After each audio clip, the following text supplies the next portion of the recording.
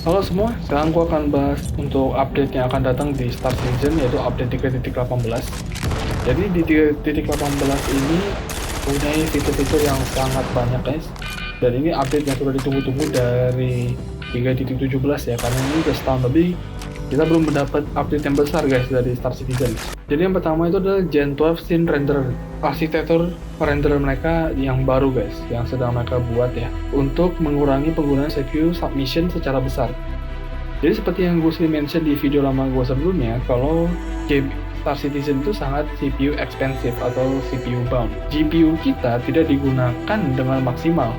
Kalau kita sedang main game lain seperti Call of Duty, Battlefield, War Thunder, itu bisa memakai GPU kita dengan maksimal. Inilah kenapa kalau orang-orang yang memain Star Citizen itu dengan GPU yang high-end seperti RTX 3000 atau 4000 series, tapi masih aja lag kalau main Star Citizen. Yang biasanya bikin mereka lancar mainnya itu kalau mereka punya RAM yang besar seperti RAM 32GB ke atas dan CPU yang high-end. Namun dengan begitu pun ada juga yang komen di gua tuh mereka masih lag gitu. Nah, performance server juga sebenarnya pengaruhin dengan FPS klien guys, terutama pada saat pre-fly ya, itu bisa bikin FPS kita drop banget karena servernya overload. Tapi harusnya sekarang sudah berkurang sih, karena waktu itu sudah bisa menampung 100 player satu server. Gen 12 Engine Renderer ini arsitektur renderer yang baru guys, yang dibuat oleh CIG untuk merender aset 3D. Nama ini tidak berkaitan dengan nama Intel Gen 12 ya, karena istilah Gen 12 ini adalah nama internal untuk CIG aja, atau developernya Star Citizen. Nah, sebelum update 3.18, mereka memakai CryEngine Renderer dan API untuk GPU-nya itu namanya DirectX Plus dari Microsoft. Walaupun Gen 12 Renderer ini sudah bisa dipakai di 3.17, tapi hanya sebagian aja untuk proses seperti static geometry, scatter tiran objects. Jadi mixing dengan renderer yang lama, yaitu CryEngine Renderer yang sudah umurnya 20 tahun. Nah, tujuannya CIG membuat Gen 12 Renderer ini agar bisa ke depannya pakai API GPU bernama Vulkan. Nah, API Vulkan inilah yang nanti bisa mengimprove FPS performance di klien guys, yang lebih maksimal. Dan kedepannya itu bisa mengimplement fitur-fitur grafik seperti eye scaling, ray tracing, efficient multi-view rendering untuk VR, dan support untuk Linux, DLSS, dan lain-lain. Untuk bisa pakai Vulkan, CIG harus membuat ulang semua fitur grafik agar bisa running dengan halus di arsitektur baru mereka. Nah, sekarang Gen 12 itu sudah hampir selesai dan sudah ada nih di PTU di 3.18. Tapi masih belum kelar semua karena masih pakai codingan yang lama. Untuk API Vulkan sebelum diimplement di Gen 12, karena tunggu Gen 12-nya itu benar-benar kelar dulu guys. Gen 12 itu mulai ada updatean patch note-nya CIG itu mulai dari 3.17.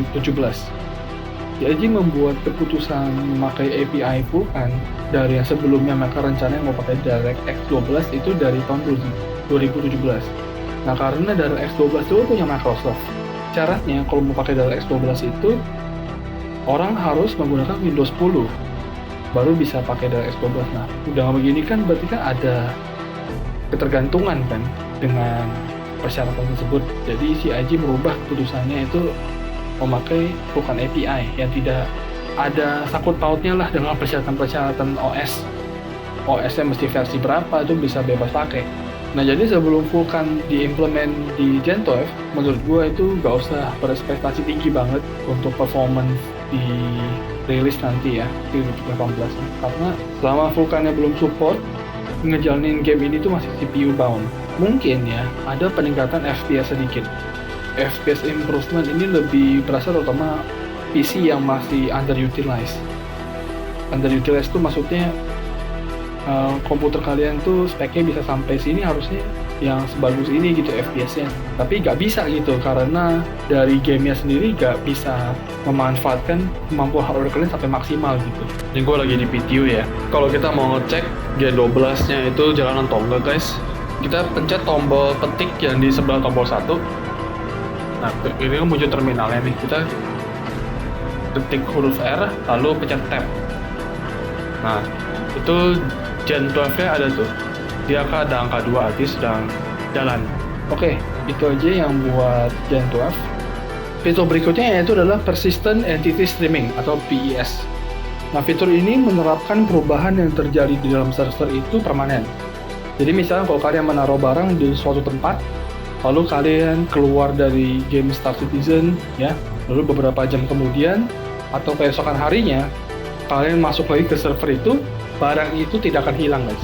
Ini adalah fitur yang bagus, guys. Jadi semua item-item kita, semua kejadian kita itu akan disimpan di universe Star Citizen. Misalnya kalau kalian jatuh gimana gitu, pakai pesawat kan ada bangkai pesawatnya itu. Nah, bangkai pesawat itu akan permanen, guys, di tempat tersebut. Itu kalau kalian parkir pesawat di mana, pesawat itu akan permanen juga lokasinya di situ, tidak akan hilang. Sama ya, tidak akan hancur atau dicuri orang lain. Perubahan-perubahan ini disimpan di sebuah server kecil namanya Shards, ya. Jadi kalau kalian lihat nih, di Star Citizen kan ada region-region server, ada US, EU, AUS, Asia. Nah, di masing-masing server region ini ada server-server lagi yang disebut Shards-nya.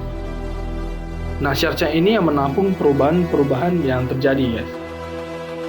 Jadi, kalau kalian keluar game lalu kalian masuk lagi ke server Asia nih contohnya, dan ketika kalian klik Enter Star Citizen Universe, misalkan kalau kalian diarahkan ke dalam Shards yang sebelumnya, guys, yang tempat kalian melakukan suatu perubahan itu akan kalian bisa lihat lagi. Tetapi kalau Shards-nya beda, kalian nggak menemukan perubahan yang kalian lakukan sebelumnya gitu. Nah, kita tuh tidak bisa memilih Shards yang mana atau mini server yang mana gitu agar kita bisa ketemu perubahan yang kita lakukan. Untuk sekarang nggak bisa karena mereka ini masih mengerjakan fitur-fitur untuk menuju ke server meshing. Nah, server meshing itu adalah goal utamanya, guys. Jadi semua server ini akan perubahan-perubahannya itu bisa disaling pindah-pindahkan, bisa disaling share, guys. Jadi tidak seperti sekarang. Namun server meshing ini masih belum bisa diterapkan ya di 3.18 karena ini prosesnya masih panjang. Ini juga masih butuh fitur namanya replication layer ya. Karena replication layer inilah yang menerapkan perbedaan-perbedaan di sebuah server itu direplikasi atau diduplikat ke shards dan server-server yang lain gitu. Goalnya nanti per region ini ada satu giant shards, guys, atau mega shards gitu deh. Lalu di antara mega shards ini dihubungkan dengan satu server lagi yang bisa memanage perubahan-perubahan dari shards per region ini. Nah, itulah bakal menjadi MMO-nya Star Citizen gitu. Goalnya itu, guys. Jadi ya gue menjelaskan ini secara gampang aja ya. Kalau kalian mau baca teknikalnya, itu kalian bisa buka di website resminya Star Citizen. Jadi untuk sekarang ya kita tuh gak bisa memilih shards, kita bakal masuk ke shards yang mana. Cuman kalau sampai kita masuk ke dalam shards yang kita melakukan perubahan di shards itu, guys, di waktu sebelumnya, kita bisa melihat apa yang kita lakukan. Waktu itu gue sempat main di misi Horizon. Sebelumnya gue sempat menaruh pesawat gue di sebuah platform di Horizon. Lalu karena tertikai kayaknya atau gimana gitu, lalu gue tinggalin game ini selama beberapa jam. Lalu gue masuk lagi dan kebetulan gue masuk ke shards yang sama. Nah, gue ketemu pesawat yang sedang parkir punya gue, guys, di situ.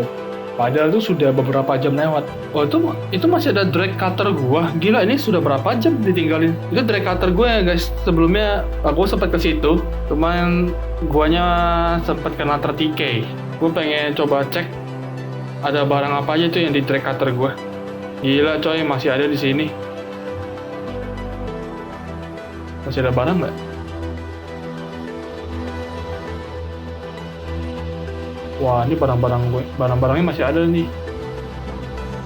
Nah, kalau di update sebelumnya, pesawat itu pasti sudah hilang. Nggak bakal bisa kita ketemu lagi dan bisa kita akses. Nah, kalau kalian baca di sini juga ya, kalian juga bisa lihat kalau kalian bisa membuat markas gitu di sebuah planet. Nah, markas itu kan disimpan di sebuah shards. Nanti ketika ada replication layernya akan menduplikat markas kalian di server-server yang lain di tempat yang sama. Namun di shard yang lain, markas kalian itu nggak bisa diakses gitu. Orang lain pun nggak bisa masuk ke markas kalian yang kalian bangun gitu. Markas itu hanya bisa diakses di shard yang ownernya sedang aktif. Artinya player ya. Nah, untuk sekarang rencananya bakal seperti itu gitu. Cuma ini bakal masih bisa berubah guys, seiring perkembangannya TIG menerapkan server meshing-nya. Karena server meshing itu masih jauh banget tahapannya. Oke, sekarang gue akan menunjukkan shard-nya bekerja itu bagaimana ya guys. Nah, jadi gue akan masuk ke server Australia dulu nih. Ketika gue masuk ke server Australia, gue akan dimasukkan ke sebuah server lagi yang lebih kecil ya ukurannya, itu namanya shards. Nah, shards inilah yang nanti akan menampung perubahan yang gue lakukan di server itu gitu. Dan perubahan yang gue lakukan itu tetap ya, permanen guys. Jadi tidak akan berubah selama ya itu tidak diubah. Contohnya misalkan nanti kan gue akan menaruh barang tuh di tempat, di lokasi yang sama nanti. Lalu gue keluar ke menu, lalu gue masuk lagi, barang itu harusnya masih ada. Dan barang itu akan ada selama berjam-jam guys. Jadi permanen. Cuman di eksperimen yang sekarang gue pengen coba ini, gue tidak akan menguji beberapa jam kemudian ya, karena itu akan memakan waktu banget. Jadi kalian bisa lihat yang gameplay gue yang sebelumnya, yang pesawat yang beberapa jam yang lalu itu masih ada guys, yang tadi. Oke, kita sudah masuk ke dalam game. Wah, kok tiba-tiba bangun gini? Nah.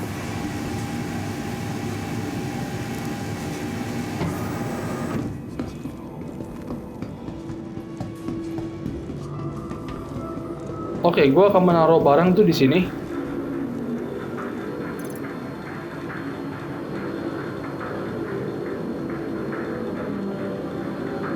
Barangnya ini aja.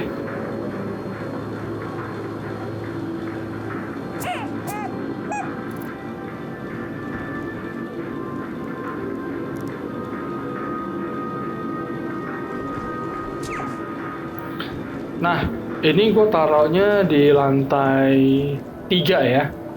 Nah, terus untuk mengecek shard-nya nanti kita akan masuk tuh sama atau enggak, kita lihat di nama-nama orangnya nih. Ada Gearbox, SDev, habis itu ada Bad Cows, Black Norton, Benjamax. Oke. Kita akan masuk ke server Australia lagi. Mudah-mudahan dapat shard yang sama, biar aku bisa ketemu barang gua gitu. Nah, barang yang tadi itu akan permanen guys, tidak akan hilang. Itu sudah berlaku ya. Yang belum berlaku itu adalah replication layer-nya untuk pengembangan server meshing.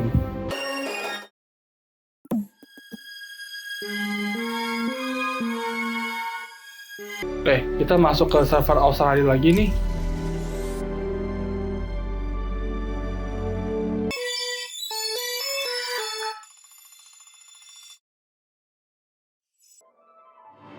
Oke, kita sudah di dalam ya.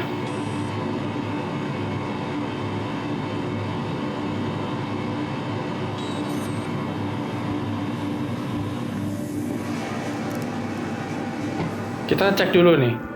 Ini di shard yang tadi bukan? Oke, ini kebetulan kita ketemunya sama ya. Gearbox, habis itu ada Benjamax, Bad Cows, Black Norton. Ini untuk cara gua ngecek shardnya sama apa enggak. Ini lantai berapa? Lantai 3, oke. Ini barang ini yang masih ada nih guys. Biasa kalau kita spawning tuh bisa di shard yang berbeda guys. Kalau kita shardnya berbeda, walaupun di Australia juga, kita tidak akan melihat barang ini gitu. Ini kebetulan juga gue spawning ini langsung di lantai 3. Oke, sekarang gue akan coba ganti shards ya, sama ganti region. Kalau gue ganti region tuh pasti shardnya berbeda. Ini di PTU sering ketemunya shard yang sama sih.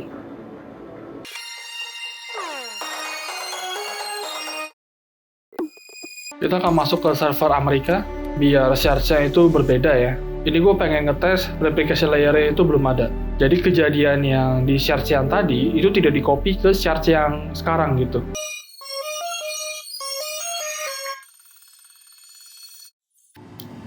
Oke, kita sudah di server Amerika ya.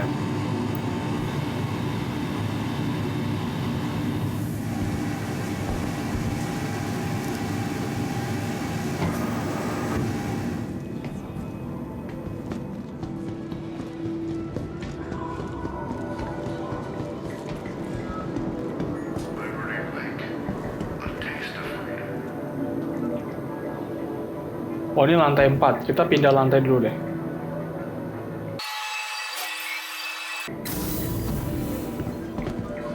Kita ke lantai 3. Kalian tadi kan taruh barangnya di lantai 3 nih. Lihat tuh, barangnya kan nggak ada. Ini karena beda shards, guys. Nih, kalau kita lihat nih, nama orang-orang di sini pasti berbeda dengan yang tadi. Lihat tuh, beda kan? Nggak ada yang kayak tadi. Black Norton, Bad Cows tuh nggak ada. Lalu kita akan pindah ke server Australia lagi. Nah, ini nggak ada, guys, karena replication layer itu belum ada di 3.18.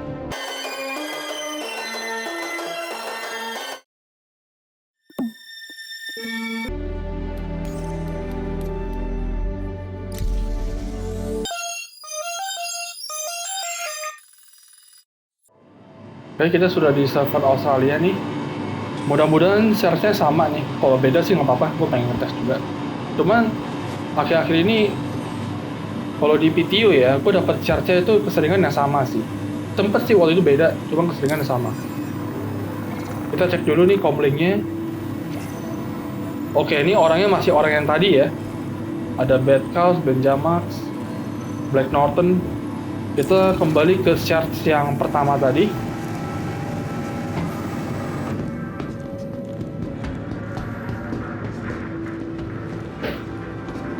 Nah, ini masih ada nih Pico-nya. Kita di lantai 3 nih. Tuh. Jadi inilah, guys. Kalau membuktikan barang ini tetap ada, guys. Ini kalau gue tinggalin berjam-jam, ini masih ada nih di sini. Selama nggak dicuri orang. Ya. Selama PTU-nya belum update, dia akan tetap di sini. Gitu, guys. Jadi kalau kalian lihat nih, server Australia ada. Yang di US gak ada, itu karena replication layer-nya masih belum diterapkan ya untuk berbeda region. Sama beda shard sih kayaknya juga belum. Ini kebetulan di Australia gue dapatnya shard yang sama lagi. Sebenarnya shard itu banyak, kan dia mini server per server region ya. Oke, itu aja pembuktian untuk shardnya. Jadi mudah-mudahan bisa tahu cara kerja shard itu sekilas seperti apa ya, biar ada bayangan nanti kalau di server meshing sudah ada. Nanti kalau ada server meshing, kalau gue taruh Pico-nya di sini, terus nanti gue pindah server yang lain, Pico-nya tuh ada, karena shard yang di Australia sama shard yang di US itu item-itemnya bisa saling sharing gitu. Ada replication layer yang menghandle itu. Selanjutnya ada ini fitur salvaging ya. Jadi salvaging sekarang itu sudah dimulai dengan pesawat baru, guys. Drake Future itu light salvaging, lalu ada pesawat heavy salvage, itu ada pesawat Aegis Reclaimer. Akhirnya Aegis Reclaimer ada gunanya sekarang ya, walaupun capitnya belum bisa dipakai. Lalu kita bisa salvaging pakai Pyro Multi Tool juga bisa. Yang di Pyro Multi Tool ini keren nih, bisa salvaging sama repair gitu, walaupun dia nggak bisa mengganti part yang hilang, guys. Lalu nanti ada pesawat baru ya, ALSA Scorpius Antares. Nah, ini pesawat ada EMP-nya. Nah, sekarang ada security post area yang diaktifasi ulang, guys. Jadi sebelumnya security post area itu tempat abandon ya, tempat untuk sarang kriminal. Karena security-nya sekarang itu sudah ada, guys, dan terbatas untuk publik. Lalu ada misi FPS baru di Horizon. Jadi ini mirip Siege of Horizon, tapi hanya di satu tempat aja gitu. Enggak sekompleks Siege of Horizon. Habis itu ada kontrak atau misi untuk racing, guys, ke pesawat ya. Nah, ada satu lagi racing yang pakai mobil Graget PTV itu di Horizon, Daymar Crash Site. Nah, Daymar Crash Site ini adalah misi untuk kita ambil barang sih sebenarnya. Tapi di Daymar itu ada Crash Site MSR dan 600i. Lalu situ ada musuh NPC-nya gitu. Kita harus lawan untuk bisa ngambil barang-barang itu juga untuk kita delivery nanti akhirnya. Nah, di 3.18 PTU ini sudah ada fitur untuk memindahkan barang sekaligus ya guys. Jadi, gue bisa pindah ini dari kiri ke kanan atau kanan ke kiri guys. Misalkan dari kiri ini dari personal, ini ada backpack.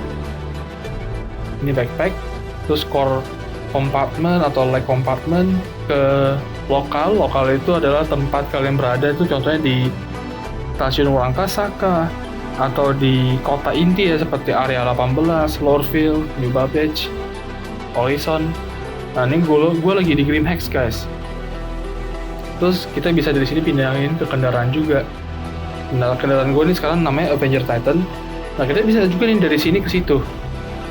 Nah, misalkan kita dari vehicles nih, kita kan mau pindahin kan, kita nggak mungkin dong dari vehicles ke vehicles kan, ngapain ya kan? Jadi nanti dia otomatis berubah yang di sini, otomatis ke lokal, gitu. Sama juga, misalkan dari sini mau pindah ke sini, kita kan nggak mungkin dari kendaraan ke kendaraan tuh.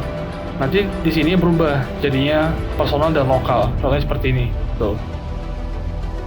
Jadi intinya tab ini kalian nggak usah pusing, dia bakal atur sendiri gitu, yang beda. Nah, gue pindahin barang dari backpack gue ke vehicles dulu deh, ke kendaraan pesawat nih. Nah, udah tuh. Terus gue berubah lagi nih, gue pilih lokal di sini, biar di sini bisa ada pilihan kendaraan. Nah, dari kendaraan gue bisa pindahin juga ke lokal, ke tempatnya yang gue berada nih. Sekarang lagi di Grimhex, kita pindahin nih ke Grimhex. Tadi kan di personal gue nih masih ada barang nih dari core compartment sama leg compartment. Nah, kita bisa pindahin juga tuh.